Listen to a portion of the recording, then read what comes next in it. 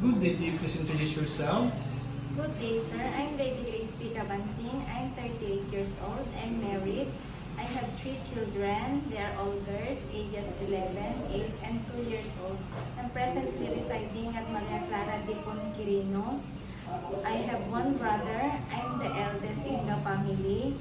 I'm a college graduate, and I took Bachelor of Science Hotel and Restaurant Management. Okay.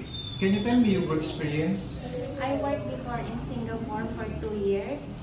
I take care of 1 child, and I also help my employer because she had the surgery on the neck, and they have also 5 dogs. And I also do the household chores like cooking, cleaning, washing, and fetching also the child and send to school. And I also work in Hong Kong for 1 year, and I take care of 1 child, and I also do the household chores, like cooking, cleaning, and marketing. Okay. In your previous employer, how would you take care of the children, especially when sick? If the baby is sick, I will check the temperature, and I will inform my employer. Okay. How would you describe yourself? I'm honest, respectful, I'm hardworking, and loyal. Okay. Do you have any tattoo? No, sir. Do you have surgery or serious sickness before? No, sir. Do you have an allergy to certain food? No, sir.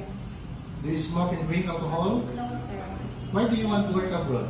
I want to go abroad because I want to provide a better future for my family, and I want to secure financially stable for my family.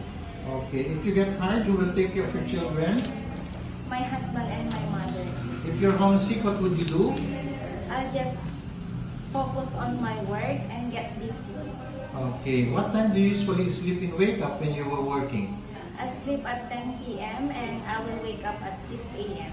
Are you the one who do the cooking and marketing at home? Yes, sir. Sometimes kids are super active and they tend to be out of control. How would you control your temper? I will be more patient and calmer, and I will talk to the children nicely. Do you accept no day off but to be paid instead by your employer? Yes, sir. When you visited the parents, relatives, and friends of your employer, will you help and do the housework there? Yes, sir. Can you promise not to lend money in Hong Kong? Yes, sir. Are you scared of dogs and cats? No, sir. Are you willing to share a room with kids? Yes, sir. Do you promise not to use cell phone during working hours? Yes, sir. Do you promise to finish your contract? Yes, sir. Can you cook Chinese food? Yes, sir. Can you sing nursery song? Yes, sir. Humpty Dumpty sat on a wall. Humpty Dumpty had a great fall. All the king's horses and all the king's men couldn't put Humpty together again. Okay. What is your message to your future employer?